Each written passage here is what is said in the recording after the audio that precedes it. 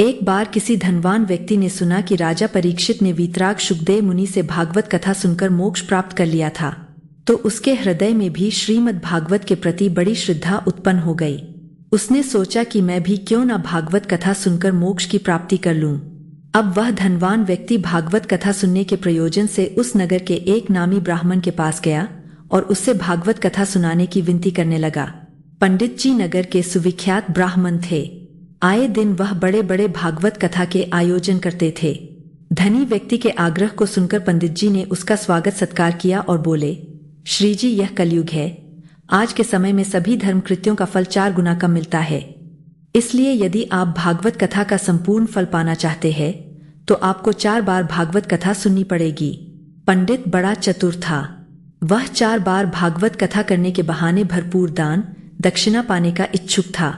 लेकिन पंडित जी की यह चालाकी धनी व्यक्ति नहीं समझ पाया और बोला, अवश्य पंडित जी, जैसा आप उचित समझे। भागवत कथा का आयोजन हुआ।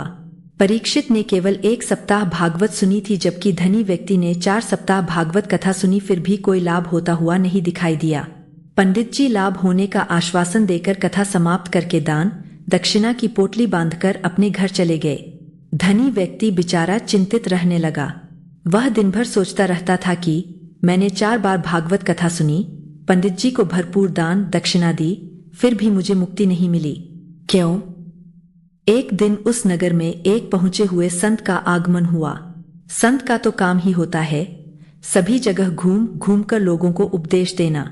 जब धनी व्यक्ति को संत के बारे में पता चला तो वह भी अपनी समस्या लेकर उनके पास गया और बोला, महात्मन, मैंने सुना है कि परीक्षित ने 1 बार भागवत कथा सुनकर मोक्ष प्राप्त कर लिया था।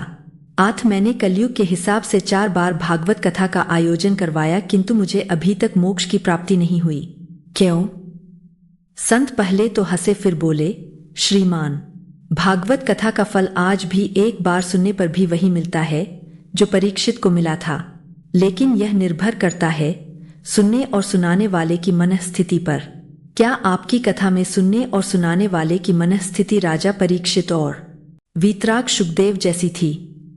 धनी व्यक्ति को बात समझ में नहीं आई। उसने पूछा, वह कैसे? संत महाशय बोले, क्या आपको नहीं मालूम? राजा परीक्षित को उन 7 दिनों में केवल मृत्यु दिखाई दे रही थी और वीतराग शुकदेव मुनि भागवत कथा उन्हें केवल उनके कल्याण अर्थात मृत्यु भय से निवारण के लिए सुना रहे थे, न कि अपने लोभ और लालच की पूर्ति के लिए। बस यही कारण है कि आपको 4 सप्ताह की भागवत भी मोक्ष न दिला सकी, जबकि राजा परीक्षित ने 1 बार सुनकर ही मोक्ष को प्राप्त कर लिया। शिक्षा, आजकल के कथाकार भी पंडित जी जैसे चालाक है, जो केवल दान दक्षिणा के लोभ और लालच से भागवत कथा का आयोजन करते और करवाते हैं, तथा श्रोतागण भी पांडाल से निकलते ही सारी कथा वही छोड़ाते हैं। कुछ लोग कुछ अच्छी बातें याद भी रखते हैं तो केवल मनोरंजन और दूसरों को सुनाने के लिए रखते हैं। दोस्तों, ज्ञान थोड़ा भी हो लेकिन अगर वह अमल में लाया जाए तो आपको महान बना सकता है। इसके विपरीत अगर बहुत ज्यादा ज्ञान है और वह अमल में ना लाया जा सके तो निरर्थक है।